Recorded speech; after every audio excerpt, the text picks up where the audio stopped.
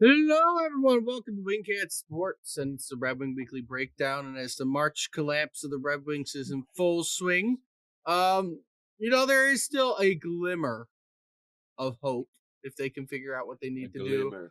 But there ain't much going on with the Wings on the positive side. They didn't win a single game this week to try and catch up with the division, which resulted in them falling to the last wild card spot. With the point they at least got last night, they do have a tiebreaker with Columbus at the moment, which allows them to be in that final wild card spot. But they lost 4-3 to the Panthers. Close game, but again, couldn't do what needed to be done. Lost 4-1 to the Lightning. Again, fell short. And then they played actually a decent game against the Stars. They didn't start out hot, but they were able to come back, force overtime, really controlled overtime, but then just ended up losing in OT. Still got the point, though. But again, we're on full swing of the downfall of March again. Well, and this downfall, you really can't. I'm not going to get all angry because you can't predict injuries. And this team isn't going to win without its top two centers because they're not a deep team anyways. They barely win with them. So without them, it's not going to be much of a difference. And as far as, like I said, this week, if they had just hung on against Florida in the last minute or two, that was the worst one. This would have been a successful week. It would have been the worst one. Because I got 3 points. There's no way, even with Larkin and Kopp, I saw Tampa Bay and Dallas as probably losses. And so any points we got out of that was great. But if we had beaten Florida, that would have been, we'd be, solidly still in the 7th seed. And again, it sucks because technically you're without your top 3 centers, technically, but Rasmussen didn't really play center that much. He's out too. He's not going to be able to play at all this week. So you're without 3 centers. Nygaard's also hurt. So that sucks. He was ruled out for last night's game. We'll see how long he's ruled out for. But it hurts. It hurts your chances as you keep on going. This week, it's not going to get any easier, and they're important games. You play 2 of the teams you're right with right now. You play Calgary on Monday, right side. You get 3 days off, and then you're going to go play Montreal on Thursday and Boston on Saturday. 2 teams you are with. And let me say, I this is not a complaint or anything like that, but because I think watching Casper play on the top line, watching these guys, I thought Perron for coming back. Perron wasn't supposed to play. Game, he played fantastic last night. So he came back. He wasn't supposed to. That's the way we want to see. He's got a lot of toughness. He bangs. He's old, but I mean, it's just sad that that's a guy who stands out and not the guys you're more counting on for this. I mean, we got to see people like I said, DeBrincat and Kane have to come through. I think Raymond scored last night. I'm not sure. He did. He scored that second. But people like that have to kind of try to carry this team until Larkin can get back and until Kopp can get back and we get a full. If this team was fully together, we still might not make the playoffs. But without those two, the chances are so low. No one should be getting upset because it's just a reality. The injuries are something you can't, predict. And we got, we'll see what happens. But as far as the last 2 games, I thought they played really well. But they could be coming back. Again, this week is a big week. You're playing a Calgary team at home that's not that good. At least compared to you. Right. I mean, you should beat Calgary. And then you really need to beat Montreal. You need to win all 3 games this week.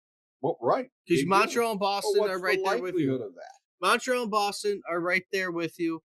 And if you lose to them, you hurt your chances to even be in the playoffs more. And Ottawa's right behind us. Ottawa's playing well. And Buffalo's they're just going to win. You have 15 games left in the season. There's 15 games left. So out of the next 4 games, you need to go at least 3-1. Your best chance is playing well, right? We got 3 games this week. You got to play well. You got to play above 500, and you got to beat Tampa when you play them at the end of the year. You play Tampa and Florida back to back at the end of the year. right? You need to beat them at that point because, again, they're around you. You need to beat the teams that are around you in the standings. Montreal and Boston, you need to beat them, right? You need to stay ahead of Philadelphia. You should win the series against them. You have 3 games against Philly. You have a game against Columbus coming up within the next month. You have to beat Columbus, right? You have to beat the teams that you're going to be fighting for a playoff spot in order to make the playoffs. You are in the But playoffs. they feel the same way. So they know that, and you're basically on life support right now. This team, and I think, like I said, I think as far as the energy level, I was really impressed with how they played the last 2 games. They just couldn't put the puck in the net with Tampa. But I mean, Gibson's been great. He's kept them in this. Last night, for them to come back from 2-0, I think in the third period, and they never gave up. They kept playing as hard as they could, even though they don't even come close to the talent that the Dallas Stars have. Dallas is a freaking juggernaut, and we came out of that with a point, which is what I said at the beginning of the week. I said if we could have come out with 3 of the 6 points, that would have been a successful week. We should have done that because we should have beaten Florida. So the thing that sucks is you got to win all your games because, again, right now looking at the standings, you are 2 points behind Montreal, and they have 2 games on hand. Boston has a game on hand. That's the other thing that sucks. People haven't rounded out to how many games you've played yet. That should happen soon as they start playing more home and homes. But you got to beat them, right? Because if you beat Boston, you hop ahead of Boston. You beat Montreal at that point if something else happens this week, and you hop ahead of Montreal. If you would have won last night, you would have gotten closer to both Tampa and Montreal because they both lost last night. But instead, you lost in overtime. Only got caught them by a point. You would have been a point behind Montreal and 3 points behind Tampa. Again, with the game that you're going to play them against at the end of the year. You have to take care of these advantages that you're going to get and win these types of games so you can catch up with them. And again, people are going to complain it's our goaltending probably or our defense, and it's not. You have one of the lowest goals against average. I say it every week. Right. You have one of the lowest goals against average in the league. Right. Especially in the East. We are not putting enough pucks. We are not. That is the problem. You're not scoring. You have 6 less goals than he has for goals against, right? You have 195 goals for, which puts you at last in the Atlantic. Right. And when you look at our defense now, with the addition of Justin Falk, our top 4 is pretty damn good. Our top 4 defensemen are pretty damn good. And I tell you what, the bottom 2 are playing pretty solid also. You don't, and our Gibson is playing really well. It's our forwards. And we don't get enough. I mean, I can't expect much from these kids, but what I did see from them is energy. It's people skating hard. What I see from guys but you still got people like Patrick Kane out there who can't do it anymore. He just floats around. No defense. Gives a puck over every time. The only thing that guy's good for is he's got hands, and he can pass the puck when he gets an opportunity to. He missed an open net the other night. I mean, like I said, he was freaking against Tampa Bay that would have tied the game, I think, at that point. So I mean, these guys aren't coming through for us, and maybe it's unfair to ask them to come through, but they're paid hockey players, so I don't see how that's unfair. These are the guys we're relying on. So, and we got to get some bottom 6 scoring as well. I think, like I said, Van Riemsdyk is kind of slowed off, cooled off a lot. He was very instrumental the first half of the season. He played really well, but I don't know if he's just kind of got tired or whatever it is. I haven't heard much from him lately. Perron's kind of a similar type player to Van Riemsdyk. So let's see what happens. They get 2 days to kind of work out the kinks. To get healthy. And Perron coming back is big because we weren't expecting him to really play at all. Coming off at least a couple more weeks. I mean, he was playing on the top line, I think. And even they even said that his sports hernia surgery could go at any moment. Like he could get hit wrong and then he's back to being out. So the Right. fact that he was willing to do that, Well, they said they didn't have a choice. He was skating well in practice, and just said, "Hell, that we're down so many players all at once." And the thing is with the Wings is that they've been one of the lowest, loss of man games. They've had probably one of the better years of anybody in the league. And then the injuries all hit at the wrong time. And the injuries all came at the end. And big injuries. Like I said, Larkin is. I mean, what can you do? People don't like him. People say he isn't a number one center. I think he's of the number one centers in the league. He's probably the 20s or something. I'd rank him in the 20s. But he's still a number one center. If we could have two Larkins on this team, I think we'd go pretty good. That would be pretty dang good. If we could find another guy like Larkin to be our second line center, I think we'd be pretty darn good. And I know most people don't want to praise Yzerman at all with how it is. And again, it's not like we've had bad years. These last 3 years, you've had winning records and barely have missed the playoffs. That's how it's been, right? Right now you're on track to have a better year than last year, right? And you're 5 wins away from having a better year than 2 years ago, right? So I'm not going to toot his horn though either. No, I mean you got not to make the playoffs. I mean you got to be accountable. I think that's part of him. He can't predict what happened this year with Larkin and Kopp going out at the same time. But I think, like I said, and the thing is, I don't think people realize for guys like Vincent Trocheck and this Robert Thomas, yeah, I wanted Robert Thomas bad, but they want the world for these guys. Mm-hmm. And you're going to give up everything for them? That's what they want. And then they'll complain you gave up too much. That's how it always goes. Yzerman has said from day one, he wants to build through the draft. He wants to build through these things. And we've seen this. Like I said, I've never really watched this kid Dries play. He's not a kid. He's not a kid. How old is he? Like 32. Dries? Yeah. Well, I mean, I don't know. He played with a lot of energy. I like. He ain't no kid. He has 500 I don't games even know who he is. And he just comes up like this. So I guess he ain't no kid. Somebody was saying Lombardi maybe come up or something. Lombardi is up right now and he is playing. But they brought Lombardi up? Yeah, he played last night. He did? Yeah. Oh, I didn't even see him. What's his number? Like 43 or something? No, that was Leonard. Oh, yeah, Lombardi didn't play. Leonard. Lombardi up. Leonard was up. Leonard but I'd like to see them bring Lombardi up or somebody. I don't know if they would. Somebody with speed and energy. That's what we need. Not Patrick Kane standing in the middle of the ice. That'll be next year because Kane's on the team for the rest of the year. I don't think Kane will be back. And I'm not against, like I said, I don't mean to be bashing the guy. He's had a fantastic career. He's just at the end. And you knew it was going to happen eventually.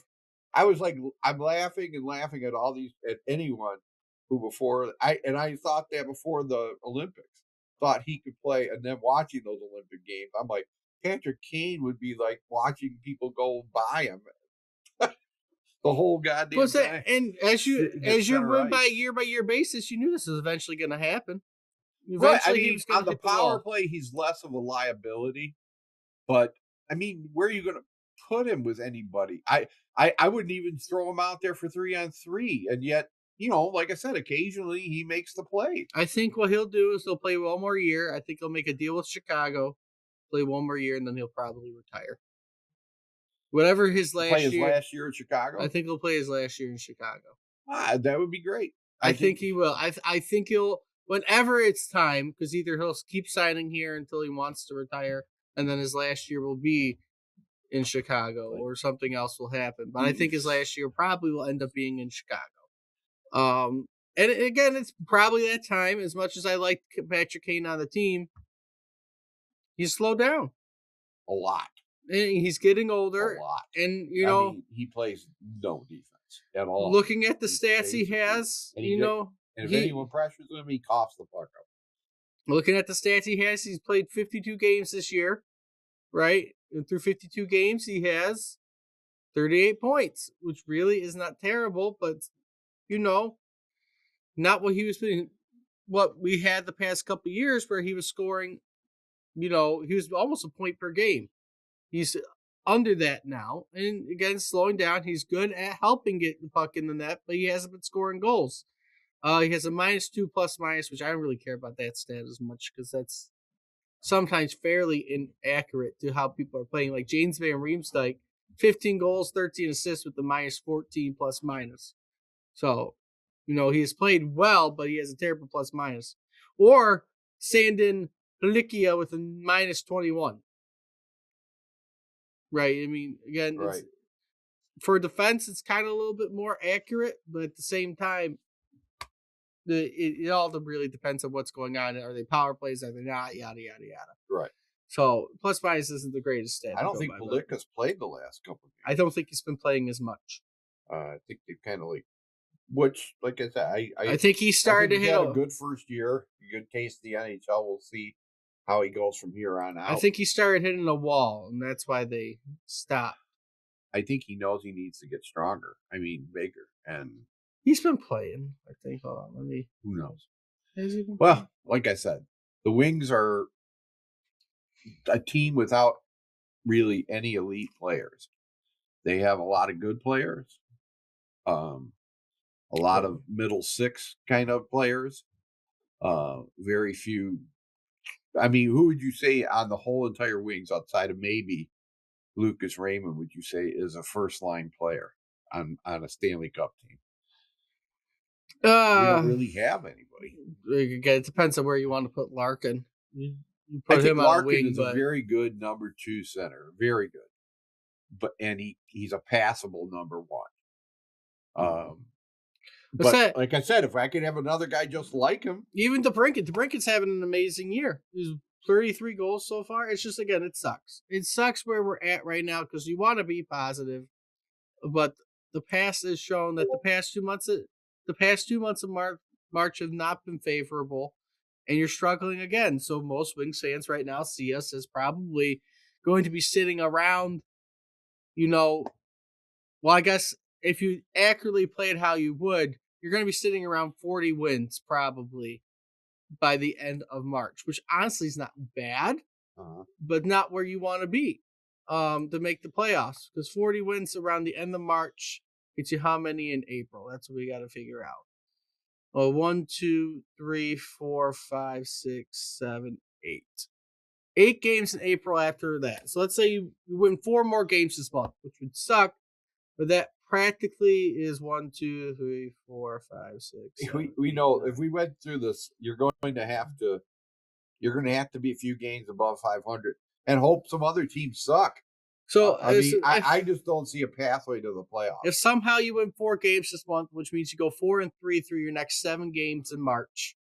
They got 17 games left. What are 15 games left. So 15 games. Out of those 15 games, I think could they go 10-5? I doubt it. And that's what I think they're going to need to do to win. You could beat Calgary, you could beat Montreal and Boston, and you could beat Ottawa. But they could all beat you.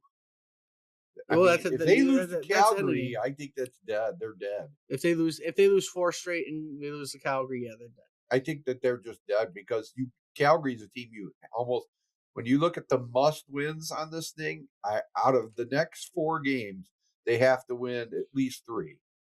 Buffalo, I can't. They're not going to beat Buffalo the way Buffalo is. They're playing, right, and that's your last back to back. Philadelphia, you need to beat Pittsburgh. You need to beat Philadelphia twice. That's your issue. You have one more back to back, which is March 27th at Buffalo, and then you're going to come home and play Philly, who is fighting for a playoff spot. Out of the next 10 games, or whatever it is, it's like 9 games I'm looking at on the schedule. They need to win at least 6 of them. And I think they have to do maybe even 7 of them for them. Because this is the last week they're going to lose to probably Buffalo. They're going to lose to Minnesota. You can't put that down. And then the last. This is the last week. If they could do that, if they could go 6-3, lose to Minnesota, then you got a 4-game stretch of teams, or at least a 3-game where you have to win. You have to beat Columbus when you play them. You have to beat Philly. Yeah, you got to beat Philly almost every time you play them. And you got to beat New York, who's a last place team. Right, they suck.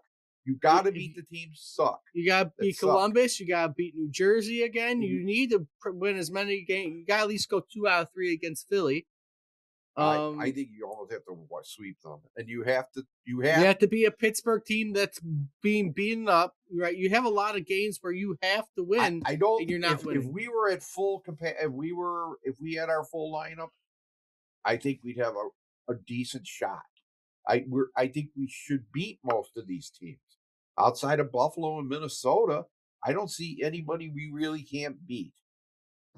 But in Tampa, no, I mean, I think you should beat Tampa. You're going to be in Tampa. But Tampa's great. Tampa's a fantastic team. This is probably going to be your must-win game is against Tampa, because you either are going to have, with how the past 2 years have gone, you're going to be within the playoffs up until probably Monday, April 13th at Tampa Bay. You hope, right? And that there's a chance with how Tampa has come out of the Olympic break. They might be fighting for that last wild card with you. And that might be the game to tell you what is going on. Because Florida also might be there because you have back-to-back. Not back-to-back, but you're staying in Florida to end your season. And you're going to go play Florida.